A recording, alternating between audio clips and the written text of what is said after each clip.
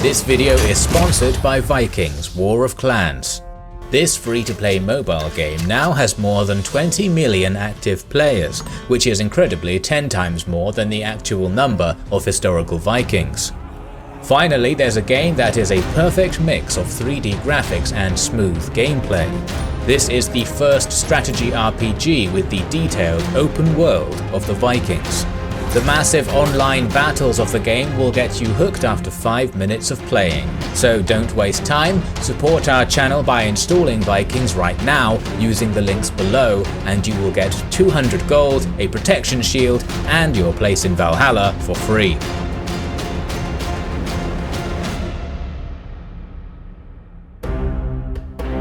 Since the establishment of Islam in Arabia, the Caliphate fought continuous wars of conquest across many regions, but the main brunt of its initial advances was focused on the Byzantine Empire. Historiography often considers the Battle of Tours in 732 to be a turning point in the wars between the Christians and Muslims.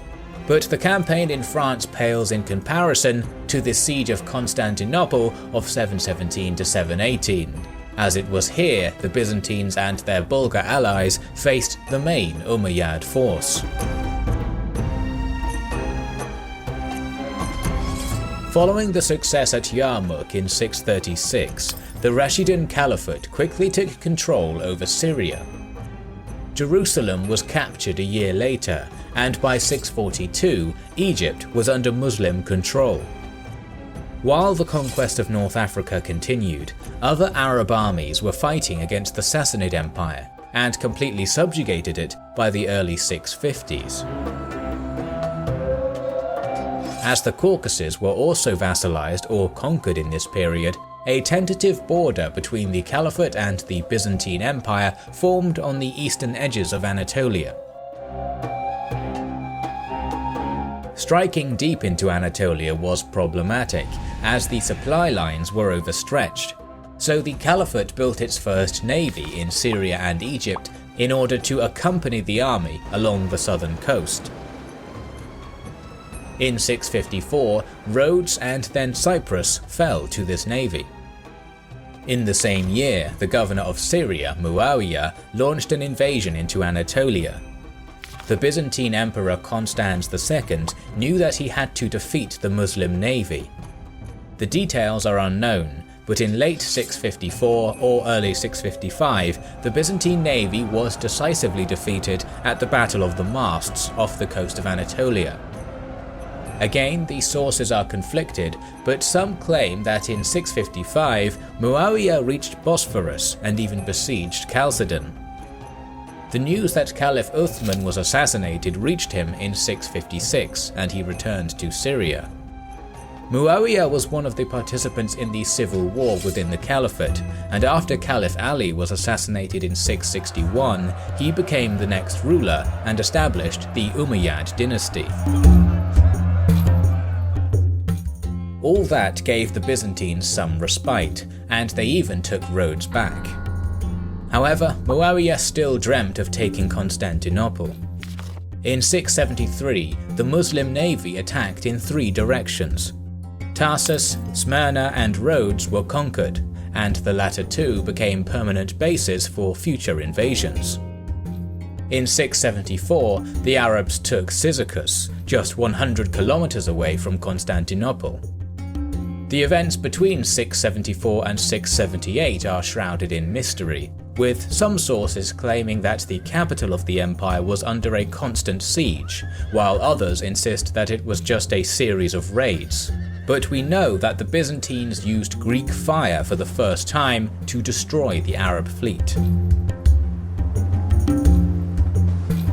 In 678, the Byzantines managed to land a small force in Syria, and that sparked a revolt by the local Christians. That forced the Caliphate to sign a peace treaty and pay a symbolic amount in reparations in 679. Meanwhile, a war in the Caspian steppes was raging between the Bulgars and the Khazars, and the former had to migrate. The Bulgars were led by Aspura Khan. They settled around the Danube River sometime between 674 and 678.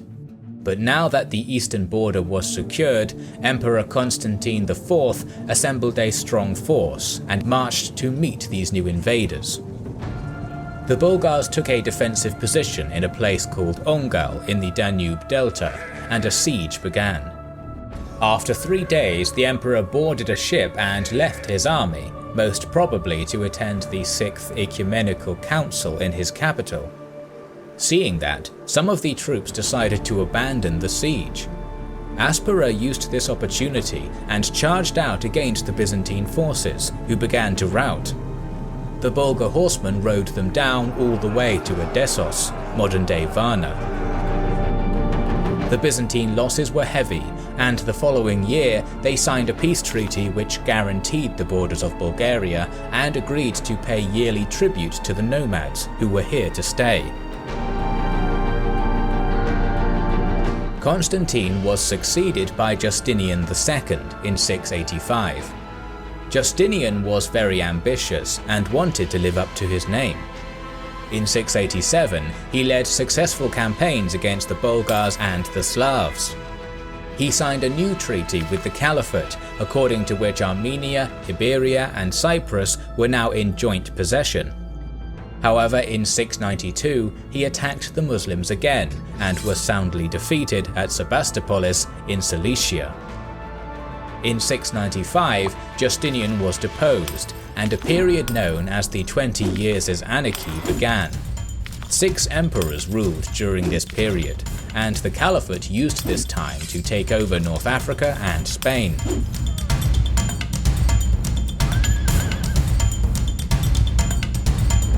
The Arabs were making inroads into Anatolia, and it was clear that Constantinople would be next.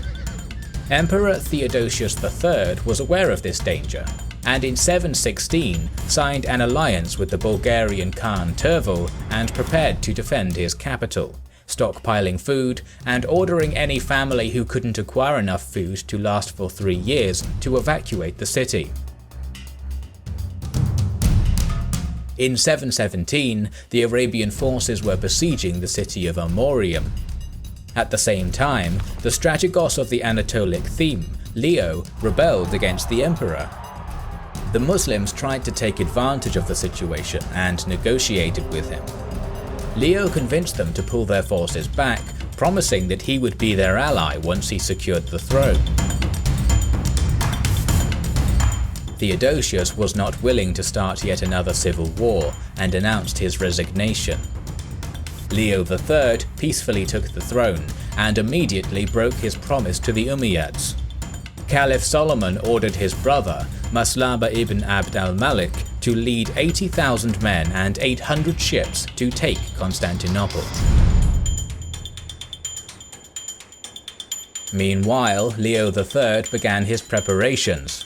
Envoys were sent to the Bulgars asking for help, and the city's fortifications were improved. The Arab forces took Abydos in July of 717 and were ferried across the Hellespont. They erected 2 walls by August, one facing the city and one defending their camp from the west. The Byzantine capital was defended by the Theodosian walls, built in the early 5th century. 12 meters high and 4 meters deep, they were considered impregnable. The sea walls, built much later, however, were significantly weaker. The walls were guarded by a 12,000-strong garrison, and the city had huge reserves of food. The best hope to take Constantinople was from the sea. The Arab fleet attempted to pass through the Bosphorus to encircle the city. Warships were at the front, with supply ships behind them and troop transports at the back. The heavy transports lagged behind, and as soon as a gap formed, Leo deployed his ships, and their Greek fire destroyed part of the transport group. Only 20 ships were sunk or burned, but this event decreased the morale of the Arabs. The Umayyad navy was successful in blockading the city, but there was no assault, as it was hard to convince any sailor to engage the Byzantine fleet after what they just saw. Still, communications between Constantinople and the Black Sea were disrupted, and the Arabs besieged Galata. Meanwhile, a chain was drawn between the city and Galata in order to prevent the Muslim fleet from entering the Golden Horn. The 15,000 Bulgar troops of Tervel started appearing in the vicinity of the city in the autumn of 717. It is said that a 4,000-strong Arab foraging party was ambushed and destroyed by the Bulgars. The Muslim forces still vastly outnumbered the defenders, but now most of their troops were between two enemy forces. The winter was harsh, and the Arabs, used to a completely different climate, began to starve and die. Diseases ravaged their camps, and yet the siege continued. The situation of Maslama's forces seemingly was going to improve in the spring, as the Caliph sent 20,000 warriors and a few hundred vessels carrying supplies to reinforce the siege. However, these ships were manned by Christian traders, since all the available Muslim sailors were already on the First Fleet. Many ships, along with their crews, joined the defenders. They also brought valuable reports on the Arab blockade. Leo used this information to destroy the northern portion of the Arab fleet using Greek fire.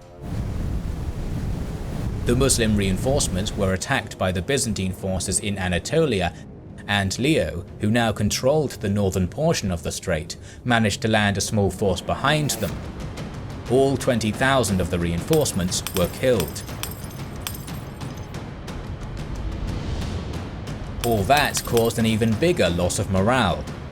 15,000 Arabs attempted to move to the southwest to cross the Hellespont back to Asia, but were caught by Tervel and massacred.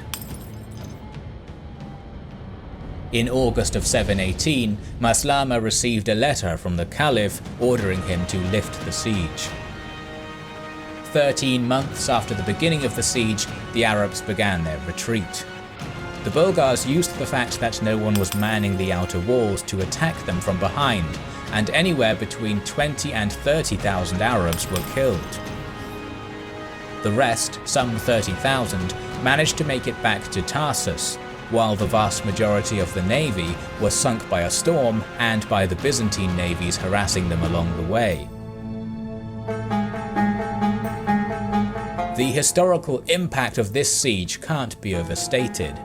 The Arabs suffered their first massive defeat in the war against the Byzantines. Their road to Central and Eastern Europe was closed, and they never again attempted to take Constantinople. The Umayyads lost prestige and their best fighters, which allowed the Abbasids to overthrow them 3 decades later. The Muslim world was divided, not to be united again.